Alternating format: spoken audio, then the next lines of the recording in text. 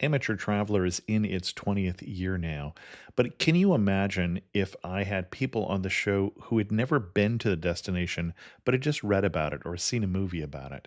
That wouldn't make any sense at all, and you wouldn't listen. We all know how important it is to receive advice from people who know a destination to get the most authentic local experience. And a great option for experiencing this is Explore Worldwide and their authentic small group adventures, led by local tour leaders, perfect for solo travelers who want to meet like minded people with a desire for adventure. I'm often an independent traveler, but two of my last three trips were with small group tours because they organize everything and it's a lot easier. If you want to recreate the tour I did to Malta, they have a Malta and Gozo Discovery Tour. I'm intrigued by one of their tours called A Taste of Sicily. The company again is Explore Worldwide, and visit exploreworldwide.com to learn more. And thanks to Explore Worldwide for sponsoring this episode of Amateur Traveler. The nights are long, the days are short, and the weather is chilly to downright cold, depending on where you are. It's a good time to slip into a Quince iconic Mongolian cashmere sweaters, which start at only $50. You can treat yourself to everyday luxury at an affordable price with Quince. If you really want to dive into luxury, you can check out their leather handbags, washable silk shirts, and European linen sheet sets. Whatever you're looking for at Quince, all the prices are 50 to 80% less than similar brands, and they do that by partnering directly with top factories and cutting out the middleman. They only work with factories that use safe, ethical, and responsible manufacturing processes. And of course, they use premium fabrics and finishes for that luxury feel in every piece. But you've already heard me rave about my Quince travel pants. Treat yourself this winter without the luxury price tag. Go to quince.com/traveler for 365-day returns plus free shipping on your order. That's QUINCE.com/traveler to get free shipping and 365-day returns. Quince.com/traveler. And thanks to Quince for sponsoring this episode of Amateur Traveler. Got my bags packed, I'm on a roll. I'm heading out there and I'm ready to go. I'm looking real good in my passport photo. Amateur Traveler, episode 232. Today, the Amateur Traveler talks about island churches, Venetian walled cities, and fjords as we go to Montenegro.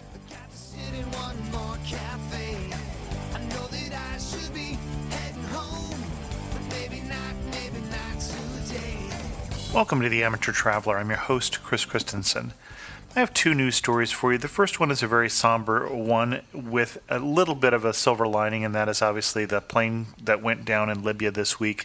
And yet the one silver lining there is that out of 104 people on the plane, there was one boy who made it, who survived, who had serious leg injuries, but seems to be doing okay. A Dutch boy. Unfortunately, his whole family was on the plane. So my thoughts go out to Holland, which is reeling under that, as well as everyone else who suffered some loss in that particular crash. And they still don't really know what happened. It doesn't seem to be at all related to the ash cloud, for instance, which has been, again, grounding flights over Europe. And then I'm afraid my second news story is also a sad but strange story, and that is a couple was trying to bring back a dog from Mexico, and they were on Delta Airlines, and the dog did not arrive. And at first Delta said, well, the dog is fine, he's being cared for, he'll be on a later flight, and later they found out, no, the dog had escaped from his carrier, he's not coming home. And apparently they paid $200 because that's what you would pay for lost luggage. So they considered the dog a piece of lost luggage, which has caused a little bit of a uproar, as you might imagine. For links to both of those stories, check out the show notes at amateurtraveler.com. I'd like to welcome back on the show Ralph Velasco, who's come to talk to us this time about Montenegro. Ralph, welcome back to the show. Thanks, Chris. Great to be here. And for those of you who don't remember, Ralph was on previously talking about travel photography. So if you're interested in travel photography, Ralph is a photographer, and you can check that out. Or you can travel with Ralph and I, because Ralph is the person that I'm doing the November photography tour of Egypt with. And I don't know about you, Ralph, but I am particularly looking forward to that. Oh, I can't tell you how excited I am. Very, very excited. But let's talk Montenegro. First of all, where is Montenegro? Can you put it on the map for us? Sure. Montenegro is one of the former Yugoslav republics, I believe, but it's right by Serbia and Croatia across the Adriatic Sea from Italy. Okay. And why should someone go to Montenegro? I wasn't sure at first because it was really just a stepping stone on our way from Belgrade, Serbia to Dubrovnik. And so looking at the map, I said, boy, there's this country there, Montenegro, which I'd heard of before, but didn't really know anything about when we were planning the trip. And it made sense to fly from Belgrade to Tivat, which is just outside of Kotor. And so we stopped there, and we were absolutely blown away by the beauty of it and the people, the architecture, food. It was just all around a really wonderful place to visit. Okay. Now, we're talking a fairly small country, as you said, part of what used to be Yugoslavia. Do you have a recommended itinerary for seeing Montenegro? Well, we, as I mentioned, flew directly into Tivat from Belgrade. Now, we spent all of our time on the coast, which to me was a wonderful thing to do. We were there for 4 or 5 days, based ourselves in Kotor. And then it's such a small country, as you mentioned, it's about the size of Connecticut. And so there's a lot of very close day trips that you can do right from Kotor. And so Perast is a city that's maybe 15 or 20 minutes up the coast. There's also Budva, which is maybe 45 minutes to an hour down the coast or south. And a lot of other cities, Sveti Stefan, Herceg-Novi, a lot of wonderful, what I believe are former Venetian settlements. Okay, like Dubrovnik then. Exactly, and they're all little walled cities that were their own entities for hundreds of years, and now they're just connected by very nice roads, very easy to get around. How much tourism does Montenegro get? Was it a very popular destination, and I'm just the last one who's been there, or? No, I don't think so. We, like I said, I hadn't really heard much about it, but it just broke off from Serbia back in, I believe, 2007. And at the time we were there in October 2007, it was the world's newest country. If I've got my facts correct, I believe Kosovo is now the world's newest country, another country breaking away from Serbia. It's really been on the map of Europeans for quite some time. But I think Americans are just checking it out. And now that they're on the euro and part of the European Union, I suppose it's a little bit easier to get into. Okay. And so you mentioned a couple different cities there on the coast. And which city would you go to first, and what would you see in that city? You know, Perast is right up the road, maybe 15 or 20 minutes. And we went there a couple times during our visit. Unfortunately, it had rained both times. It is a rather rainy country, at least in October when we were there. But to me, as you probably know from our previous episode on travel photography, I actually like inclement weather as to how it adds to photography. Because everyone's out there shooting a place in the beautiful weather, but when you're out there and it's a little bit rainy or snowy or whatever it might be, you can really get some different types of photographs. So our time in Perast was absolutely wonderful. There's 2 island churches right off the coast there, that one is a man-made island and the other is a natural island. But there's a church on each one, and I can provide some pictures of those later for the show. But it's a really neat, very, very small little town, very walkable, really nice people, and easy to get to. So Perast was a place that I would definitely go back to when I go back. Okay. So old Venetian town, walled city, 2 churches and islands. Anything else that really surprised you about Perast?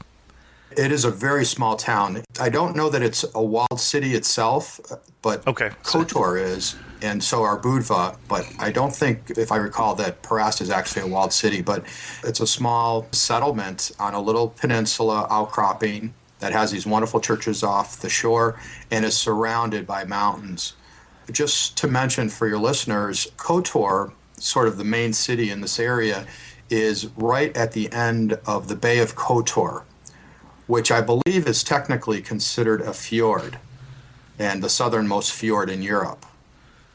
So you can imagine these sheer cliff walls all around, reminding you a lot of Scandinavian countries, but with that sort of Adriatic feel.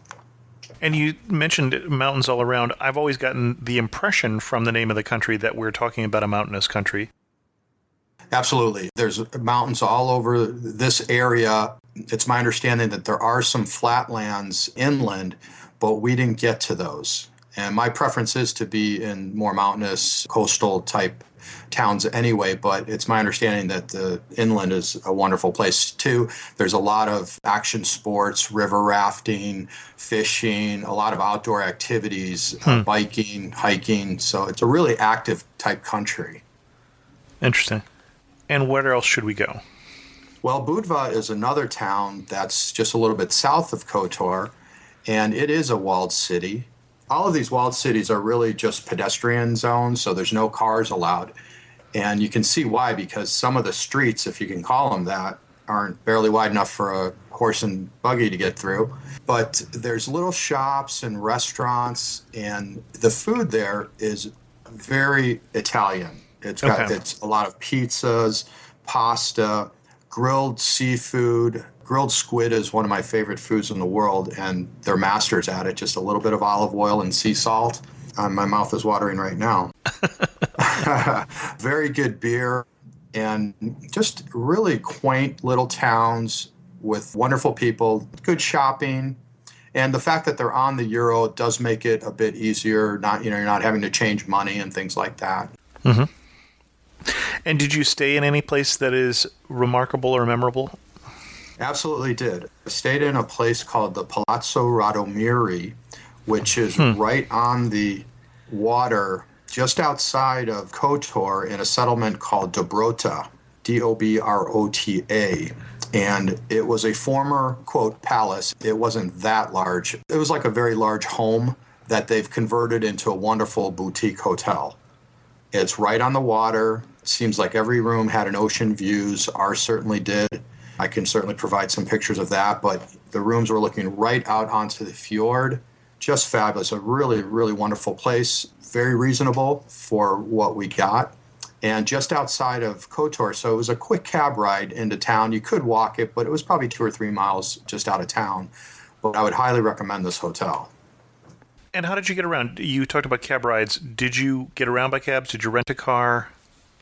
We didn't rent a car. The first day we got there, we ran into a British couple at the hotel that we were staying at. So were they. We met at breakfast, and they had rented a car. So they took us into town. They'd been there a few days. They'd been to Montenegro before. He was actually buying some real estate there. He had bought a couple condos and was going to rent them out. That's sort of the new thing to do. Montenegro, there's a lot of foreign people coming in to purchase up some abandoned homes, and they're converting them into boutique hotels like the Palazzo Radomiri. So he took us around a little bit. That was a really good introduction to the town. But we also got around by cabs. And cabs are a very inexpensive way to get around. For me, I try to avoid renting cars, especially in Europe, because it is so difficult to park often. And yeah, and they I thought you were going to say to the drive, and I was going to take exception with that, but I'm with you with the parking. Okay. Yeah, no, not to drive, to park. I always try to avoid that, and I think that you're just much more mobile and when you can just call a cab very quickly. So we took cabs everywhere, except for when this couple drove us around a little bit. And we actually even took a cab from Kotor all the way over the Croatian border into Dubrovnik. And that was about a 2-hour drive. And how long does a cab drive in that area cost for 2 hours? It was $100 for a 2-hour cab ride. So very inexpensive. And he had to drive all the way back as well. So it was well worth it for us to pay that. Now, there are buses, from what I understand, that we could have taken, but certainly a cab's better for our situation at the time. We had no problem taking a cab. It was wonderful.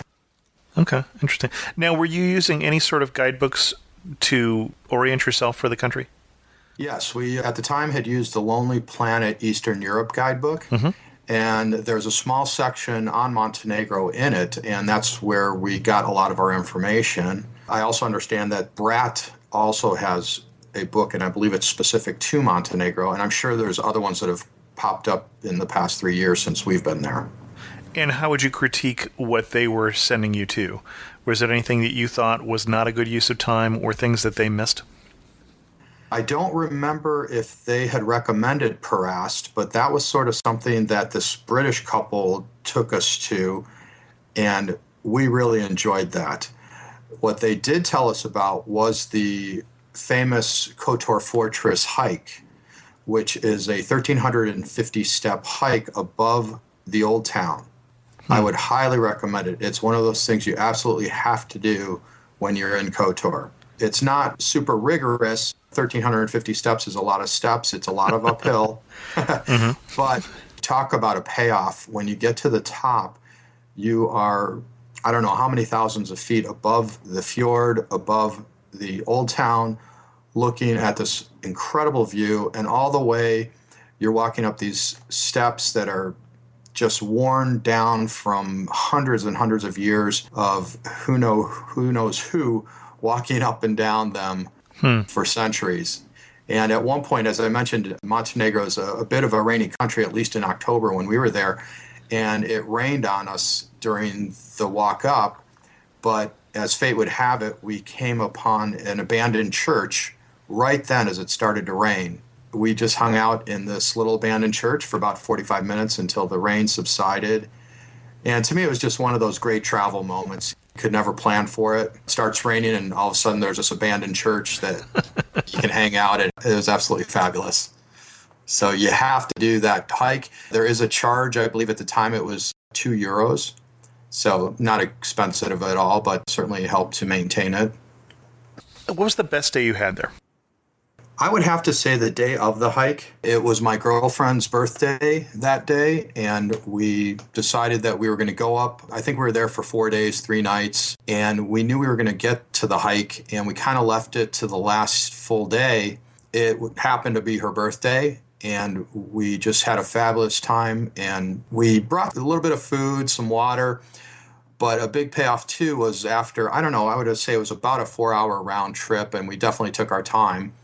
When we got back down into the old town, we stopped at our favorite pizza place, had these wonderful personal pizzas, a huge personal pizza, and the great Montenegrin beer.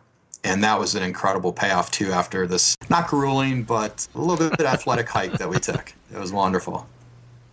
And the language there, Serbian is the predominant language, if I'm not mistaken, there. Did you have any trouble getting around? I'm assuming you don't speak Serbo-Croatian. I don't.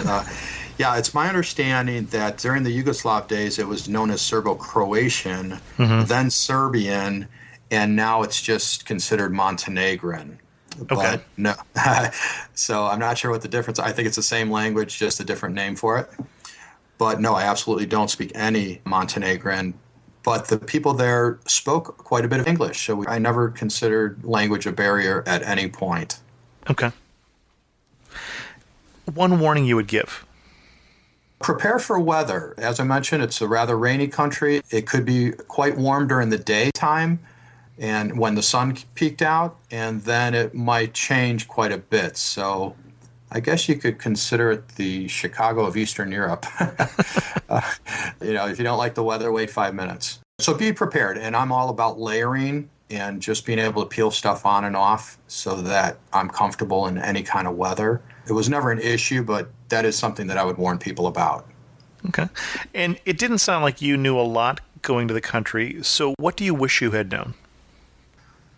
Boy, I wish I had known how beautiful it was, just so then we could have planned to stay longer.